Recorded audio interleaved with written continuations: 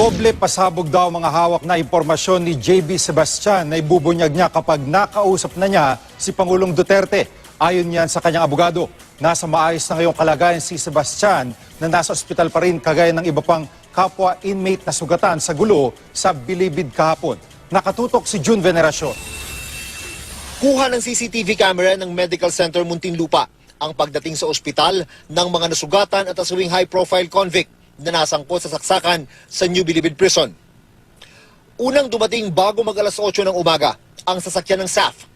Parang nabigla pa nga ang mga nasa ospital nang makita ang mga armadong SAF Commando. Dala na pala ng SAF sina Peter Ko at Tony Ko. Hindi na kumikilos si Tony Ko. Si Peter Ko naman ay gumagalaw pa ang mga kamay. Nang ilipat sa stretcher si Tony Ko, makikitang sumisenyas pa ang isang hospital staff.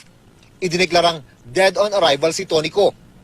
Sunod na ibinaba si Peter Ko, agad ididiretso sa emergency room. Bandang alas 11, isa pang sasakyan ang dumating, si Vicente C. naman ang sakay. Ang wala sa CCTV footage na ibinigay sa GMA News ay ang pagdating sa ospital ni JB Sebastian. Sabi ng abogado ni Sebastian na si Attorney Eduardo Arriba, mas okay na ngayon ang kanyang kliyente kumpara sa kondisyon niya kahapon.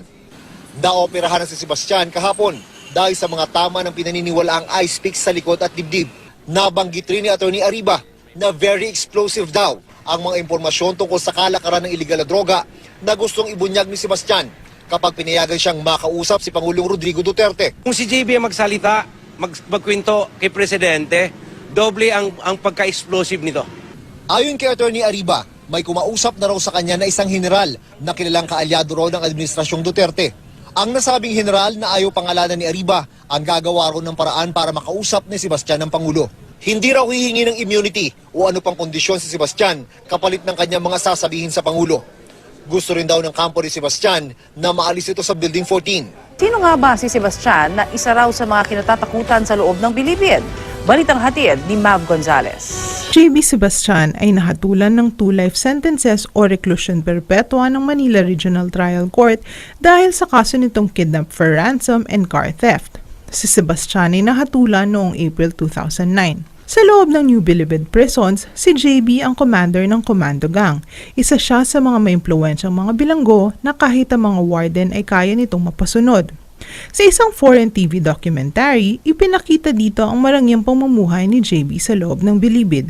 Kung ang mga ordinaryong preso ay nagsisiksikan sa kakalampot na espasyong meron ng mga bawat selda, ang kubol ni JB ay may tuturing mansyon. Mayroon itong receiving area at air-conditioned pa ito. Base sa nasabing documentary, inamin ni JB na kailangan sila ng mga pamunuan ng Bureau of Corrections para mapanatili ang kapayapaan sa loob ng Bilibid.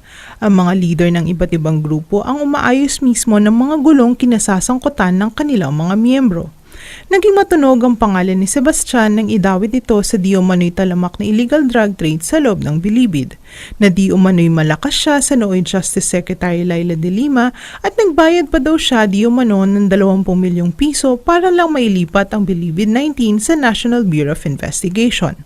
Sa kasalukuyang Congress hearing tungkol sa illegal drug trade sa loob ng NBP, sinabi ng witness na si Herbert Colanco na kinuusap siya ni JB na kailangan niyang magbigay ng 3 milyong payola kada buwan para sa campaign funds ni De Lima. Isiniwalat rin ni Colanco na si JB di umano ang nag-utos kay De Lima sa paglipat sa kanila sa NBI. May plano na ang Kongreso na ipatawag si Sebastian sa mga susunod nitong hearing. Sa pagdinig sa Kamara, pinalabas ang isang dokumentaryo kung saan tila nagyayabang pa ang preso sa Bilibid na si JB Sebastian na may litrato sila ni dating Justice Secretary Laila de Lima.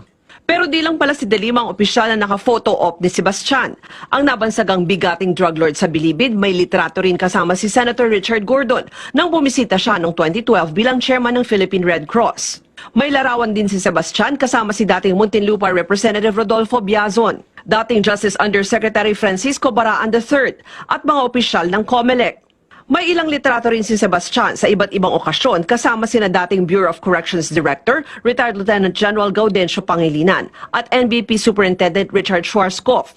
Kinumpirma ni Pangilinan sa CNN Philippines na karamihan sa mga litratong ito kuha nung nakapwesto pa siya sa Bucor mula July 2011 hanggang December 2012. Pinayagan raw niya noong makadalaw sa Bilibid ang mga NGO, estudyante, mga religious at civic group para maipakita sa publiko ang tunay na kondisyon ng mga preso. Si Sebastian raw ang nagsilbi noong tagapagsalita ng mga preso kaya siya ang karaniwang humaharap sa mga bisita. Ang mga litrato ay galing sa Facebook page na Change is Possible. Nakausap ng CNN Philippines ang administrator nito na nagbigay ng pahintulot na gamitin ang mga litrato pero tumanggi siyang humarap sa kamera.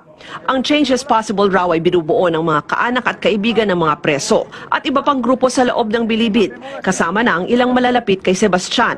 Sabi ni Justice Secretary Vitaliano Aguirre, di raw may kakailang mula pa noon na nanatiling maimpluwensya si Sebastian sa loob ng Bilibid. Si Sebastian ang leader ng Sige-Sige Commando Group. Base sa testimonya ng mga kasamahan niyang preso, malapit umano si Sebastian kay De Lima at siya pang nangunguna sa bentahan ng droga sa loob ng Bilibid para makapangalap ng pondo para sa senatorial campaign ni De Lima. He is the most powerful. Kinatatakutan siya. His words are the law. Kasi nga, because of perceived, hindi lang perceived, because of his closeness to Secretary De Lima. Pero mariing tinanggi ni De Lima ang umano'y koneksyon nila ni Sebastian. Binunyag ng senadora, isa rin daw government asset si Sebastian. Sa isang video noong 2014 kung saan kausap ni Sebastian, sinooy NBP chaplain Monsignor Roberto Olaguer, nagpahaging na rin si Sebastian tungkol dito.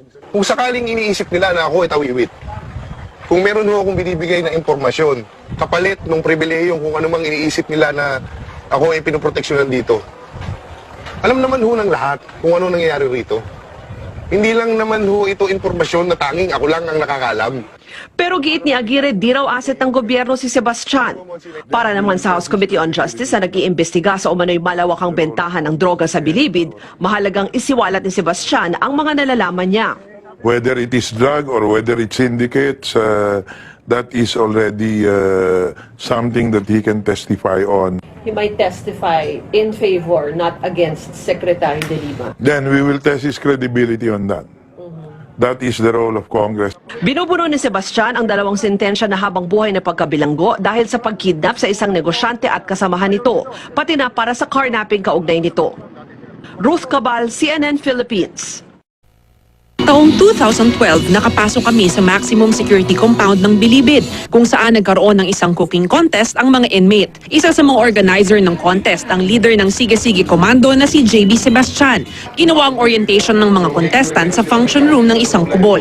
Hindi malinaw kung sino ang nagmamay-ari ng kubol, pero pagpasok sa loob, may studio na kumpleto sa production equipment, mga computer at telebisyon. Sabi mismo ni Sebastian, hilig niya ang video production at pinayagan siyang magtayo ng maliit na studio noon.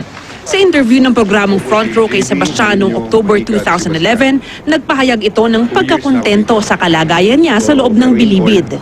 Mas okay pala. Hindi siya congested. Parang small community lang. Mas ma-exercise mo kung ano yung mga hobbies na nakalimutan mo na o napabayaan mo o natalikuran mo nung nasa labas ka pa. Kamakailan 20 high-profile inmates na ang inilipat sa NBI dahil sa umano'y maluhong pamumuhay nila sa loob ng Bilibid. Hindi kasama si Sebastian dito. Di rin napasok ng mga tauhan ng NBI ang mga kubol niya. Kaya ayon mismo sa chaplain ng New Bilibid Prison, nagtatanong daw ang ibang inmate bakit hindi ni-raid ang kubol ng kilalang si Sebastian. Ang maximum security compound kasi nakahati sa dalawa yan eh. The procedure side and the carcel side, no? Yung carcel side, ito lagi napupuntirya. Ito yung grupo, ito yung lugar nila, Colangco, yung carcel side. Ito yung ni-raid. Yung side ng presidio, nandun sa JB, ang tanong ng mga tao, bakit hindi pinuntahan yan? Convicted sa kasong kidnap for ransom si Sebastian. Una siyang nakulong sa Manila City Jail at Bikutan bago nalipat sa maximum compound ng NBP para sa kanyang sentensya. Hindi mo alam yung lugar na pagdadalan sa'yo at base sa kwento ng mga kasamahan mo kung nasa jail ka pa, itong lugar na pagdadalan sa'yo, hindi pa pwedeng lilembot-lembot ka at may kalalagyan ka. Mula noon hanggang ngayon, isa raw si Sebastian sa mga kinatatakutan sa Bilibid. Noong 2011 nga, matapos madiskubre na nakakalabas ng Bilibid si dating Batangas Governor Tony Leviste, isa si Sebastian sa mga humarap sa media kasama ni Leviste. Siya rin ang nagbawal kay Leviste na magsalita sa media. pwede po. Kunin ko na siya. Para labas pa po kayo. Arrange for a formal meeting. Si Justice Secretary Laila de Lima, sinabi na nito dati na hindi sila namimili ng i-raid na kubol. Parang selective yung unang raid natin. Ba't na lang po hindi nila lahat yung mga high-profile inmates, including po ma'am, ito po si JB Sebastian. Kadali yan. Hindi yung kadali. Nalalahatin namin yung mga suspected also. No? Because wala kaming facility. And there are other reasons. And there are reasons that we cannot just disclose publicly. Meron pang second wave yan. Hinihintay lang namin yung tamang lugar kung saan ilalagay sila lahat. Mav Gonzalez, GMA News.